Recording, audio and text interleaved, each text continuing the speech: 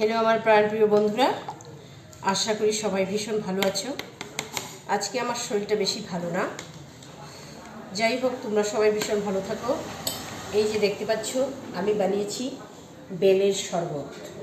ভাস্তির বাড়ি থেকে বেল পাঠিয়েছিল, সেই বেল দিয়ে বানিয়েছি বেলের শরবত। এই বেলের শরবতে উপকরণ দিয়েছি আমি চিনি, বিট লবণ এবং লেবু। সব কিছু দিয়ে হাত দিয়ে ভালো করে চটকে চটকে এই যে বিচিগুলো বের করে নিয়েছি, দেখতে পাচ্ছ। সব থেকে ভালো হয় সুতির পাতলা ন্যাকড়া দিয়ে চিপে নিলে। এভাবেও খাওয়া যায় না চেকে, কিন্তু সবাই খেতে পারে না, আশ্বাস লাগে। কিন্তু বেল খাওয়ার কিন্তু একটা নিয়ম আছে, জানো তো বন্ধুরা। যারা শরবত ছাড়া এমনি এই বেলটা খাবে, এই বেলের মধ্যে যে বিচিটা থাকে, সেটা বিচিটা ফেলানোর সময় কিন্তু অ্যাকচুয়ালি থু করে ফেলতে নেই। কারণ বেল হলো মহাদেবের মেন প্রসাদ।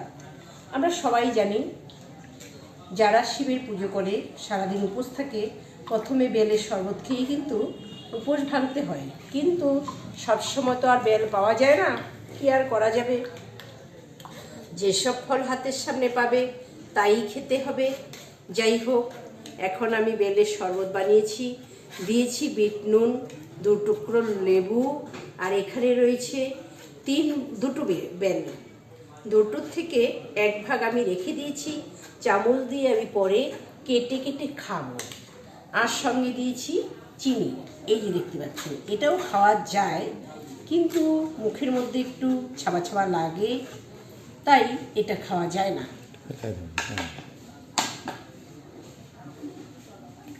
এখন আমরা 3 জনে খাবো বেলের শরবত।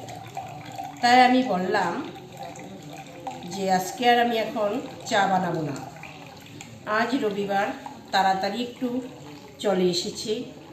রবিবার দিন একটু ডিউটি থেকে তাড়াতাড়ি আসে।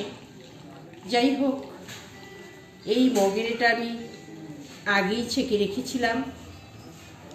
মগের এটা মোটামুটি আগেই ছেঁকে রেখেছিলাম, তাই আমি ঢেলে দিচ্ছি 3 গ্লাস শরবত। ঠিক এভাবে খেলে বেলের শরবতের কিন্তু প্রচুর পরিমাণে উপকার রয়েছে, গ্যাস থেকে মুক্তি পাওয়া যায়। ঠিক এভাবে বানিয়ে খাবে বেলের শরবত।